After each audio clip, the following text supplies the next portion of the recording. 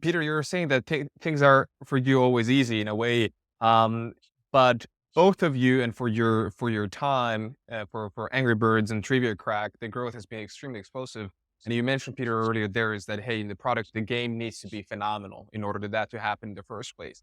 But when we look at the game scene today, there's a lot of phenomenal companies in a complete graveyard mode. There's been a lot of phenomenal teams developing phenomenal games, but people just don't hear about those. What has changed in terms of actually getting those games? Was it because you were early enough in the game and the game happened to be good and there was not that much competition? Or why? Well, what did you do differently? I mean, that's always like easy to say that, there's less competition. There's always like competition.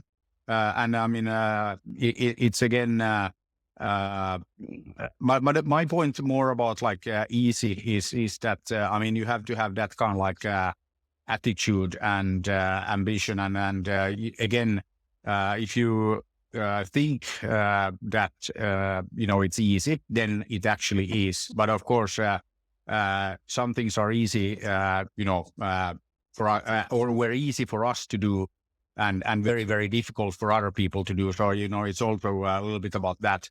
But I think that, you can always say that, okay, it was easier before. I would actually argue that nowadays it's, again, there are some things that are easier. I mean, there are less games coming out now than, like at peak. I mean, we had like, 700 games or something like that hitting every day.